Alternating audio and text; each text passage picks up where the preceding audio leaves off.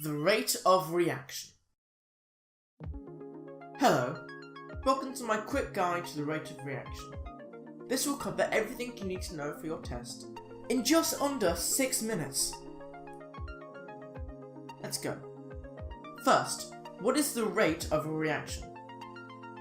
Well, the rate of reaction measures how long it takes for the reactant to be used up or the product to be formed in a reaction. Now, let me show you how to calculate the rate of reaction. There are two equations that you can use, depending on if 1.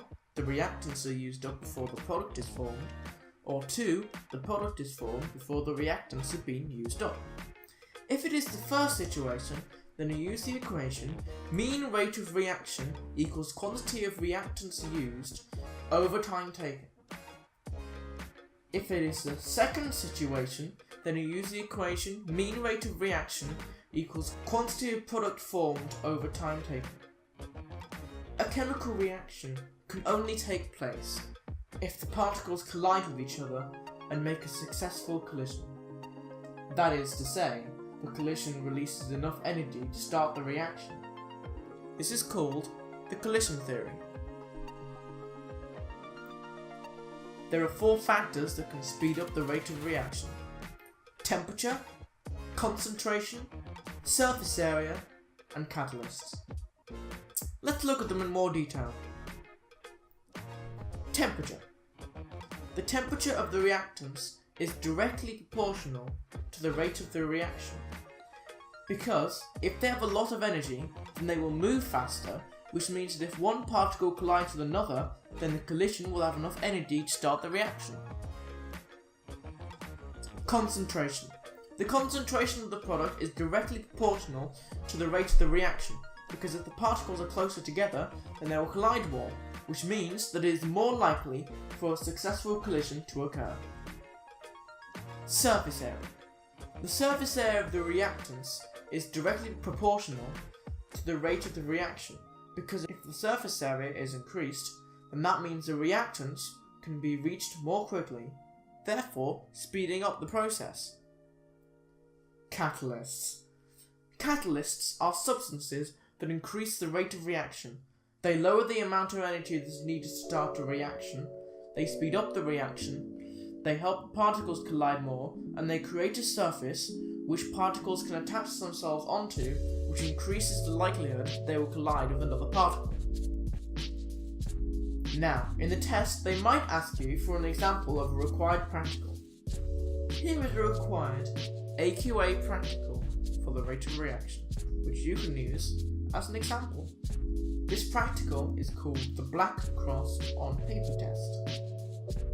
Equipment: sodium thiosulfate, dilute hydrochloric acid, a timer, a flask, and 1 sheet of paper. Method. Step 1. Put the paper on a table and draw a cross on it that can completely fit under the bottom of the flask. Step 2. Place the flask on top of the cross so it is covered completely. Step 3. Pour your sodium thiosulfate into the flask until it takes up 1/4 of the flask. Step 4. Pour your dilute hydrochloric acid into the flask and swirl it. Step 5. Start the timer. Step 6. Wait until you can't see the black cross through the flask. Step 7. Stop the timer. Step 8. Try again, but change the concentration of the hydrochloric acid. Now you may be asking, what are the risks and hazards? Well, there are 2. The acid can harm your eyes, so remember, always wear safety glasses. Make sure the temperature doesn't go over 50 degrees Celsius, because then it will release a gas that is known to trigger asthma attacks. In a reaction, it is common for the volume and mass of the product to not be what you expected. This is either because some of the reactants left, or some more reactants were added in by mistake. When writing up the rate of reaction, you will want to use the correct units. There are 2 units that would be suitable for rates of reaction. These are centimeters cubed per second to the power of -1, or centimeters cubed per minutes to the power of -1. If you want to analyse the data that you have collected from a reaction, then you are going to need to plot a graph. Here's what this graph should look like. The total mass or volume of the product should go up the side, and the time that it takes should go across the bottom.